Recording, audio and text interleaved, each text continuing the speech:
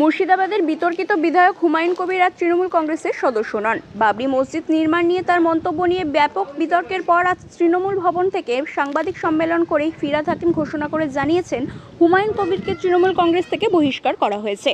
তিনি ভরতপুরের বিধায়ক ছিলেন। ফিরহাদ হাকিম আরও বলেন, তৃণমূল কংগ্রেস সাম্প্রদায়িকতার কোনো স্থান রাখে না। হুমায়ুন কবিরকে মন্তব্য সম্পূর্ণ ব্যক্তিগত এবং দলের গাইডলাইন ও আদর্শ থেকে অনেকটাই দূরে। এর জন্য আমরা তার গৃহীত কোনো অবস্থান নেব না। দলের পক্ষ থেকে স্পষ্ট করা হয়েছে, এই ধরনের মন্তব্যে তৃণমূল কংগ্রেস সম্পূর্ণ বিরূপ। কিন্তু এই যে কমিউনালিজমটাকে মাঝখানে নিয়ে আসছেন, 6 ডিসেম্বর বাবরি মসজিদ, আবার একজন বলছেন ওখানে কি মহারাজ আছে, উনি আবার ওখানে বলছেন কোথাও রাম মন্দির তৈরি করবে।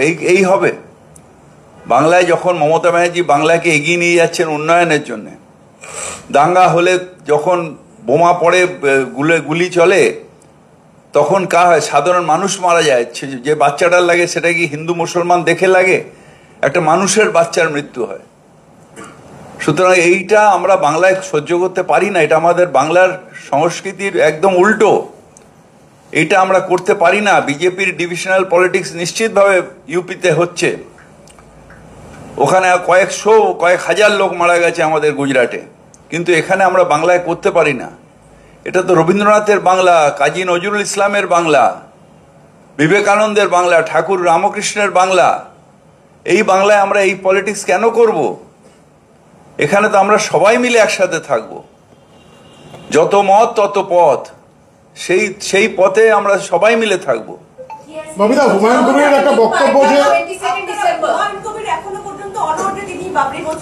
ববিদা এর সঙ্গে একটা জুড়ে দেবো। হুমায়ুন কবিরের বক্তব্য, যখন সরকার জগন্নাথ মন্দির করতে পারে, যখন সরকার দুর্গাদেব অঙ্গন করতে পারে, তাহলে আমি কেন একটা মসজিদ করতে পারি না? আমি আবার রিপিট করছি আপনার কথায়, কেউ ধর্মস্থান তৈরি করতে পারে, কিন্তু তার মধ্যে কমিউনাল উস্কানি থাকবে না।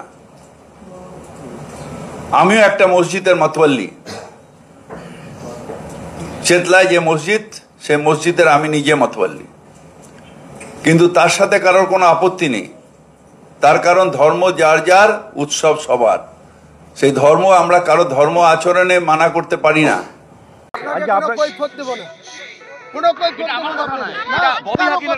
ববি হাকিমের কথারও কোনো কৈফিয়ত দেব না, কোনো কৈফিয়ত দেব না।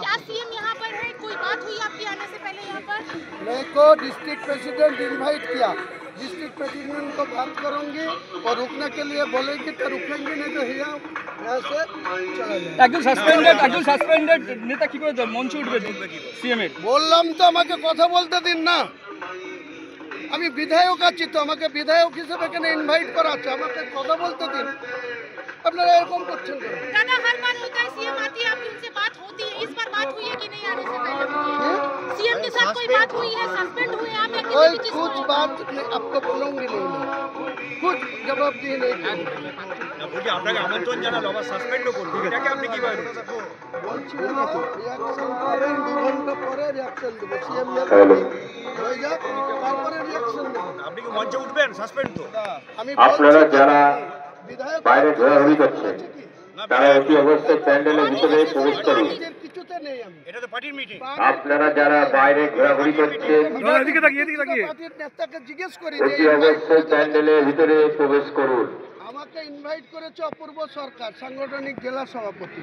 তাকে জিজ্ঞেস করি, সে যদি থাকতে বলে বলে থাকতে হবে না, আমি চলে যাব। বাবিয়া কি বলছেন? দল ধর্মনিরপেক্ষতা বিশ্বাস করে। ববিদার কোনো কথার আমি জবাব দেব না। নিয়ামক শেখ উপস্থিত আছে ওখানে, যে খুশি থাকতে পারে, যে খুশি থাকতে পারে, তার জন্য আমার আপনার পড়শি বিধায়ক পাশেই দাঁড়িয়ে আছে। বলে কি হয়েছে? তিনি কলকাতায় আজকে ববি হাকিমের সঙ্গে মিট করছেন। যার সঙ্গে মিট করুক, উনি আমার কিছু বলার নেই। আমাকে সাসপেন্ড করেছে, আপনাদের মুখে শুনলাম। এর আগেও 2015 সালের ফেব্রুয়ারি একইভাবে তৎকালীন নোটিশে আমাকে 6 বছরের জন্য সাসপেন্ড। আপনি কি দল ছাড়বেন? কালকেই রিজাইন দিয়ে দেবো তৃণমূল থেকে, কালকেই।